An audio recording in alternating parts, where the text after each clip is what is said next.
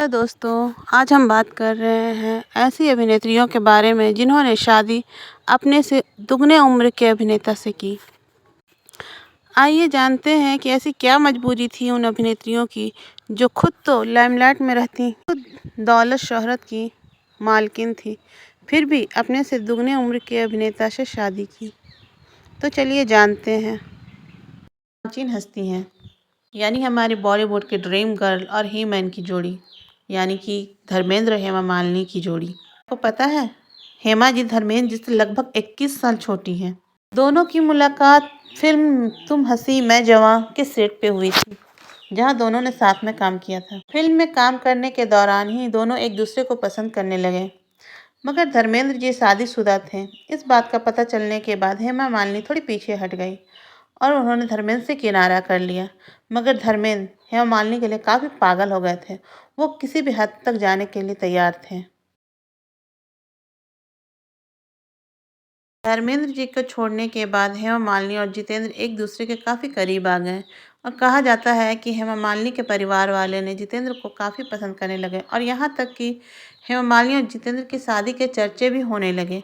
और एक बार तो यह भी खबर मिली कि धर्मेंद्र हेमा मालिनी शादी कर रहे हैं। इतना सुनते ही धर्मेंद्र ने जितेंद्र की गर्लफ्रेंड को लेकर उसी जगह पहुँच गए जहाँ जितेंद्र और हेमा मालिनी की शादी होने वाली थी। पहुंचकर उन्होंने हेमा मालिनी और जितेंद्र की शादी तुड़वा दी। उसके बाद हेमा मालिनी को मना लिया और कुछ समय बाद उन्होंने इस्लाम कबूल कर हेमा मालिनी से शादी कर ली। उन्होंने 1980 में शादी की और दोनों में लगभग की जोड़ी है राजेश खन्ना और डिम्पल कपाड़िया की, यानी कि बॉलीवुड के काका जी का। वैसे एक बात मुझे आज तक समझ में नहीं आई कि लोग राजेश खन्ना जी को काका कहते हैं तो क्या डिम्पल जी को काकी कहते हैं? मैंने तो कभी सुना नहीं। अगर आप लोगों ने सुना हो तो प्लीज़ कमेंट में बताइएगा। क्या ये बात सही है? क्या ऐसा कहना चाहिए? फिर हम अपनी कहानी पे आते हैं। वैसे डिम्पल कपाड़िया जी की जब शादी हुई थी उस समय वह महज 15 साल की थी और राजेश खन्ना 32 साल के थे, यानी कि डिम्पल राजेश खन्ना से लगभग 16 साल छोटी थी। उस समय यह शादी काफ़ी चर्चाओं में रही। कहा जाता है कि जब राजेश खन्ना ने डिम्पल से शादी की थी उस वक्त डिम्पल हीरोइन नहीं थी। उनकी सिर्फ एक फिल्म बन रही थी बॉबी, जो रिलीज भी शादी के बाद ही हुई। डिम्पल कपाड़िया से राजेश खन्ना की मुलाकात एक इवेंट के दौरान हुई थी और वो कहा जाता है ना, पहली नज़र का प्यार, वही राजेश खन्ना को डिम्पल के साथ हो गया था। फिर दोनों ने एक दूसरे से बात की और दोनों ने शादी करने का फैसला किया और फिर राजेश खन्ना ने उनसे 13 मार्च 1973 को शादी कर ली। उस समय इस शादी की भी काफ़ी चर्चाएं हुई।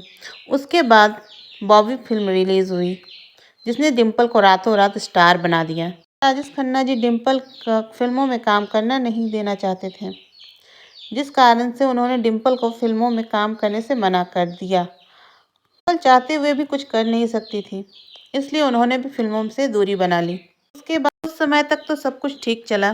डिम्पल फिल्मों में काम करना चाहती थी, जिस वजह से दोनों के बीच काफ़ी मनमुटाव होने लगे और धीरे धीरे दोनों में अलगाव हुआ और डिम्पल राजेश खन्ना से अलग हो गई। डिम्पल फिल्मों में काम करने लगी और एक बेहतरीन हीरोइन बनी। वैसे तो राजेश खन्ना और डिम्पल कपाड़िया अलग रहते थे, मगर दोनों में कभी डिवोर्स नहीं हुआ। खन्ना के अंतिम दिनों में डिम्पल कपाड़िया उनके साथ ही थी और इस तरह हमारी दूसरी जोड़ी भी काफ़ी लंबे समय तक एक दूसरे के साथ रहे।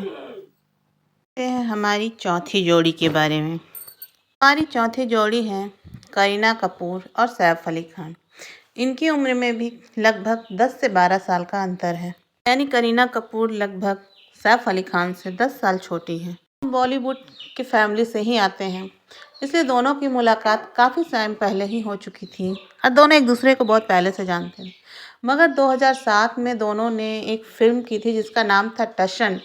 इस फिल्म में साथ काम करने के दौरान इन दोनों की दोस्ती प्यार में बदल गई और फिर धीरे धीरे इन दोनों ने शादी करने का फैसला किया और फिर 2012 में इन दोनों ने शादी कर ली। ऐसे ही सैफ अली खान शादीशुदा थे, उनकी पत्नी अमृता सिंह थी, मगर इन दोनों के बीच तलाक हो चुका था।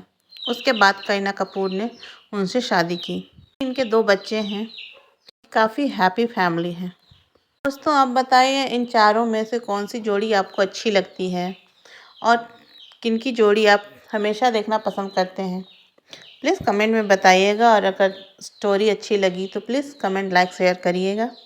Thank you. मेरी इस बकवास को सुनने के लिए आपका तहे दिल से शुक्रिया।